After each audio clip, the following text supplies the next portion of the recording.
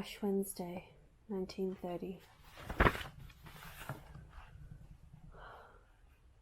Because I do not hope to turn again, because I do not hope to turn, desiring this man's gift and that man's scope, no longer strive towards such things.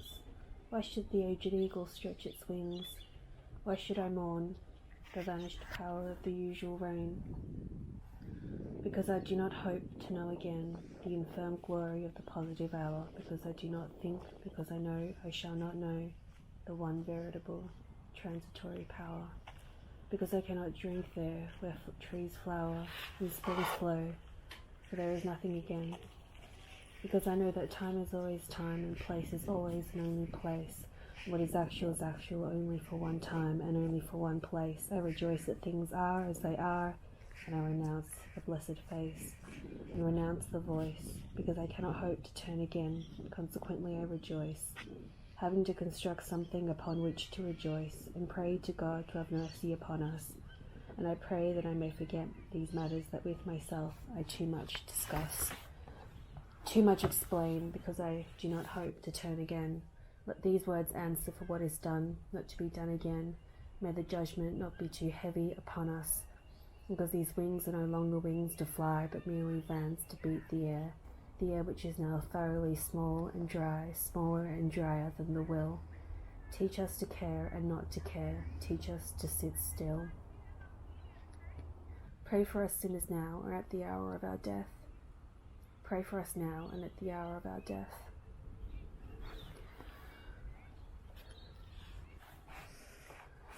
Lady, 3 white leopards sat under a juniper tree in the cool of the day, having fed to satiety on my legs, my heart, my liver, and that which had been contained in the hollow round of my skull. And God said, Shall these bones live? Shall these bones live? And that which had been contained in the bones, which were already dry, said, chirping, Because of the goodness of this lady, and because of her loveliness, and because she honours the Virgin in meditation, we shine with brightness. And I, who am here dissembled, proffer my deeds to oblivion, and my love to the posterity of the desert and the fruit of the gourd.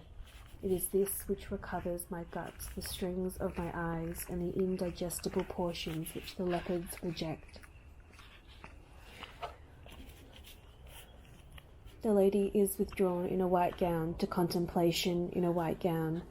Let the whiteness of bones atone to forgetfulness. There is no life in them. As I am forgotten and would be forgotten, so I would forget, thus devoted, concentrated in purpose. And God said, Prophesy to the wind only, for only the wind will listen.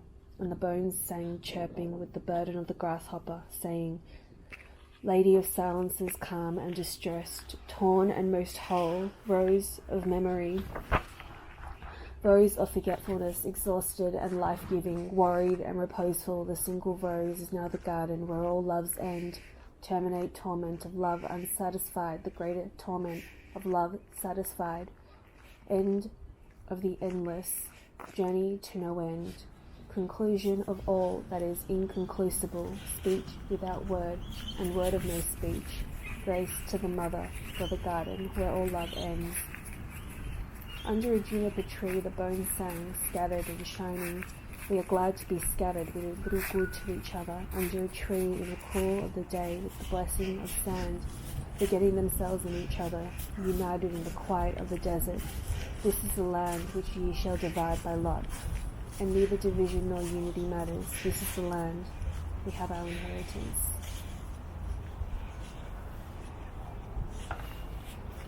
At the first turning of the second stair, I turned and saw below the same shape twisted on the banister under the vapour in the fetid air, struggling with the devil of the stairs who wears the deceitful face of hope and of despair.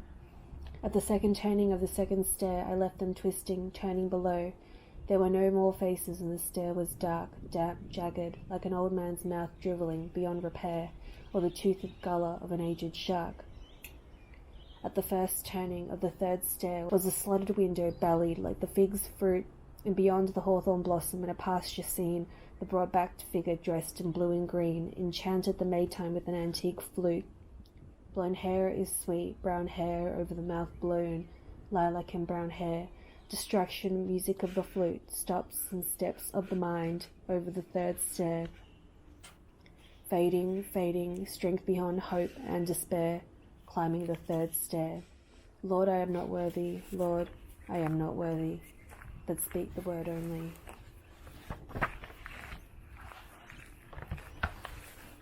Who walked between the violet and the violet, who walked between the various ranks of varied green, going in white and blue, in Mary's colour, talking of trivial things, in ignorance and in knowledge of eternal dollar, who moved among the others as they walked, who then made strong the fountains and made fresh the springs, made cool the dry rock and made firm the sand, in blue a larkspur, blue of Mary's colour.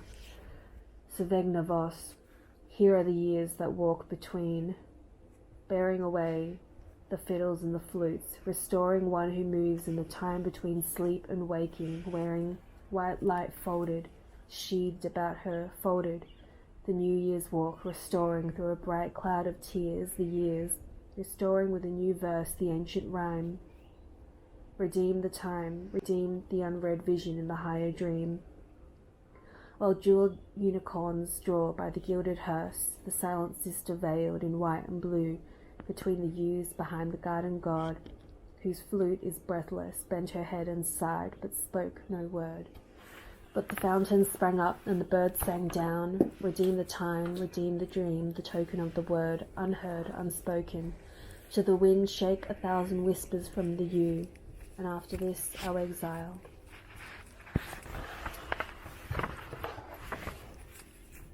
If the lost word is lost, if the spent word is spent, if the unheard, unspoken word is unspoken, unheard, still is the unspoken word, the word unheard, the word without a word, the word within the world, before the world. And the light shone in darkness, and against the word, the unstilled world still whirled about the centre of the silent word. O my people, what have I done unto thee? Where shall the word be found? Where will the word resound? Not here, there is not enough silence, not on the sea or on the islands, not on the mainland, in the desert or the rainland, for those who walk in darkness, both in the daytime and in the night time, the right time and the right place, and not here, no place of grace for those who avoid the face, no time to rejoice for those who walk among noise and deny the voice. Will the veiled sister pray for those who walk in darkness, who chose thee and oppose thee, those who are torn on the horn between season and season, time and time, between hour and hour, word and word, power and power, those who wait in darkness? Will the veiled sister pray for the children at the gate, who will not go away and cannot pray? Pray for those who chose and oppose, O my people. What have I done unto thee? Will the veiled sister between the slender yew trees pray for those who offend her and are terrified and cannot surrender and affirm before the world and deny, between the rocks and the last desert, between the last blue rocks, the desert in the garden in the desert of drought, spitting from the mouth the withered apple seed, O my people.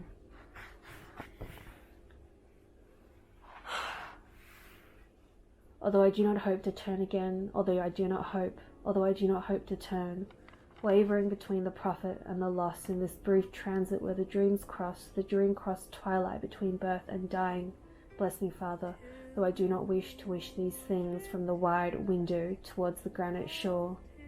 The white sails still fly seaward, seaward flying, unbroken wings, and the lost heart stiffens and rejoices in the lost lilac and the lost sea voices, and the wicked spirit quickens to rebel for the bent golden rod, and the lost sea smell quickens to recover the cry of quail and the whirling plover, and the blind eye creates the empty forms between the ivory gates, and smell renews the salt savour of the sandy earth. This is the time of tension between dying and birth, the place of solitude where three dreams cross between blue rocks. But when the voices shaken from the yew tree drift away, let the other yew be shaken and reply.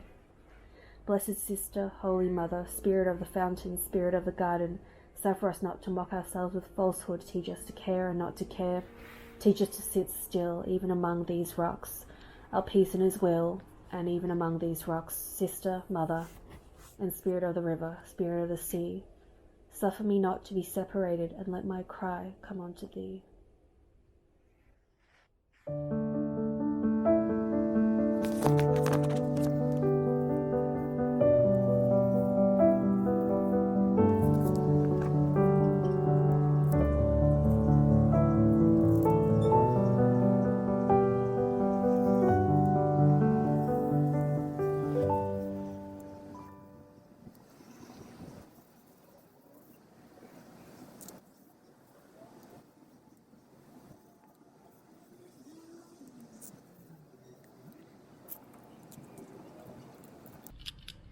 Are you fucking kidding me?